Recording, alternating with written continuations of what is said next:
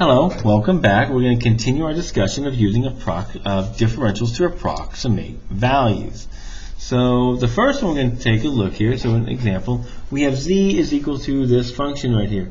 You might recognize this. This is the top half of a sphere, or this is a hemisphere right here. And we want to find the change in z as a function, as the function moves from the point 1, 1 to 1.01 to 0.97. And we're going to use the change, the error there, to approximate the actual change in z. Alright, so let's go ahead and take a look here. So the first thing we have to do is, this is an example of where we have to use partials. So we are going to start, basically our function starts at 1, 1, and that's an xy coordinate, and it's going to move to 1.01 to 0.97. Now, if I take a look here, when we change this, this is giving me a change in x. So I know my change in x is 0.01, and I know my change in y is negative 0.03. So because I'm given these changes, I need to get my total derivative. And that's what we're going to go ahead and find. So to get the total derivative, we're going to have to write the partial of z with respect to x and the partial of z with respect to y. Now, we're going to do a lot of these hemispheres later on this year, so we're just going to kind of memorize some things here. This is 4 minus x squared minus y squared to the 1/2. And when I take the derivative with respect to x, let's see how fast we can go here. When we take the derivative, we know it's going to become 1/2, all of this on the bottom to the 1/2. So I know on the bottom, I am going to have 2 times the square root of 4 minus x squared minus y squared. And if you forgot that, that is just this rule right here. If I have the square root of x, that just becomes 1 over 2 root x. It's the same concept. The only difference is we have a chain rule. So I have to take the derivative of the inside. And I can do that kind of in my head real quickly because I don't need all that. The only variable I'm interested in was x, and that becomes negative 2x. And of course, you can cancel out the 2's, and we just get negative x over the square root of 4 minus x squared minus y squared. Likewise, when I take the derivative with respect to y, again, this is just going to become 1 over 2 root x, so I'm just going to get that, something over 2 times the square root of 4 minus x squared minus y squared. And when I take the derivative this time of the inside, my chain rule, that just becomes negative 2y. And of course the 2's cancel, and we get negative y over the square root of 4 minus x squared minus y squared. So now I can get my total derivative. dz is equal to, our rule, remember, is going to be the derivative with respect to x, so this negative x over the square root of 4 minus x squared minus y squared dx plus negative y over the square root of 4 minus x squared minus y squared dy. And now we're just going to plug in our points. Well, we know x equals 1, y equals 1. We said dx is 0.01 and dy is negative 0.03, and I can just plug those all in. And if we do that, plug in negative 1 divided by, let's take a look here, this is 4 minus 1, so that's just the square root of 2, times dx, which we said is 0.01, plus, this becomes negative 1, again, over root 2, and dy, we said, is negative 0.03.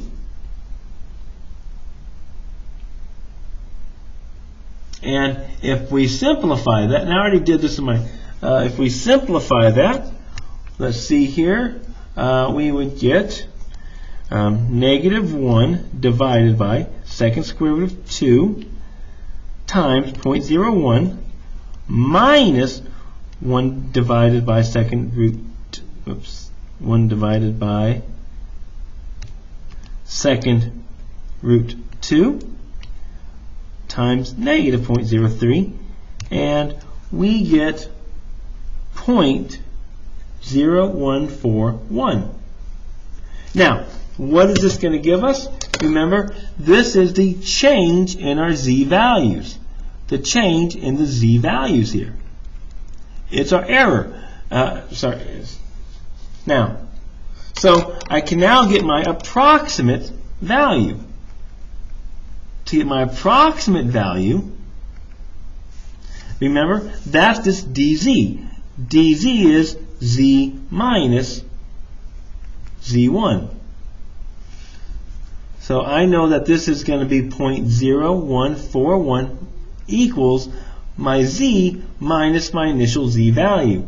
Well, how do I get the z value? I can just plug the 1, 1 in. So I would get z of 1, 1. And if I plug it in, that's just the square root of 2. So root 2. So therefore, my approximate value would be, and if I add root 2 to that, plus the square root of 2, we would get about 1.428. This is my approximate value. So it's very similar to it is basically tangent line approximation, tangent plane approximation right there. All right. So let's take a look at another example down here. We can also use differentials to approximate error.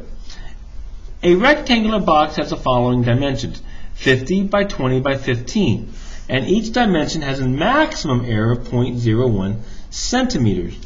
We want to find the possible error in the volume of the box, and also we'll find relative error. So this is a box, so we're looking at the volume of the box, the error in the volume of the box, so we have to think volume of a box, which is length times width times height. To find the possible error, we're going to look at our total derivative. So I'm going to get my partials. My derivative of volume with respect to L is just going to be WH. My derivative with respect to W is LH. And my derivative with respect to H is LW. So I can write my total derivative as the following. My error in volume, remember, this dV, that's that change, or the error in volume. That's what this tells me. How far off are we, or how far are we from the actual answer? Now it's an approximation technique, but it gives an idea of how close we can get to the actual answer.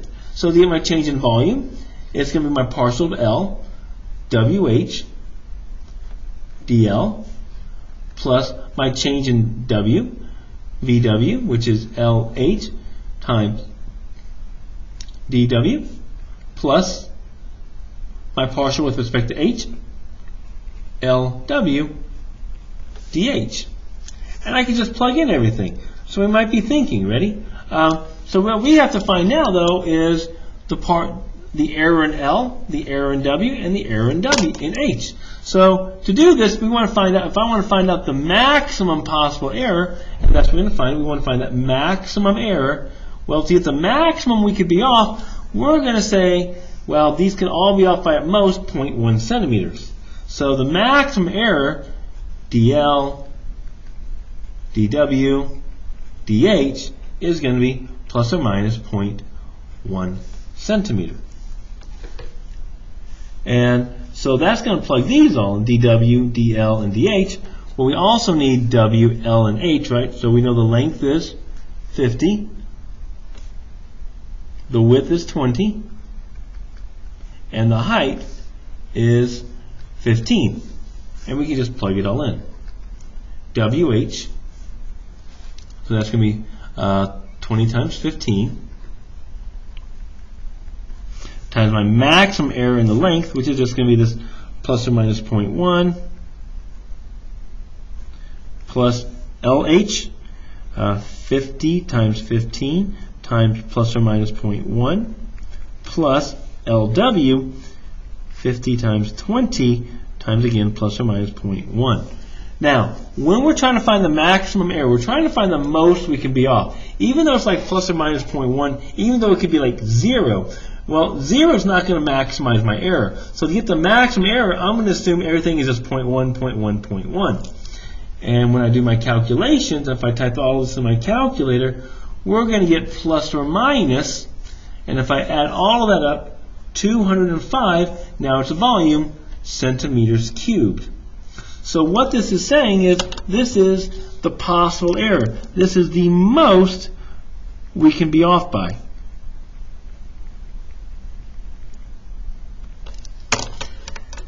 And lastly, to get relative error, I know what you're thinking, relative error, this is going to be the approximate value minus the actual value divided by the actual number. That's what it is. Now,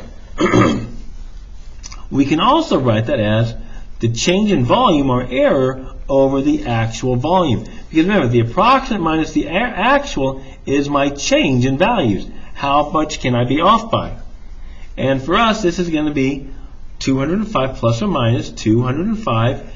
To get the actual volume, well, I know the dimensions of it. That's just 50 by 20 by 15. And if I simplify all of that, we're going to get plus or minus 1.37%. So the most we can be off by is a little over 1%. Anyway, I hope you enjoyed this video. I'll see you guys later. Bye-bye.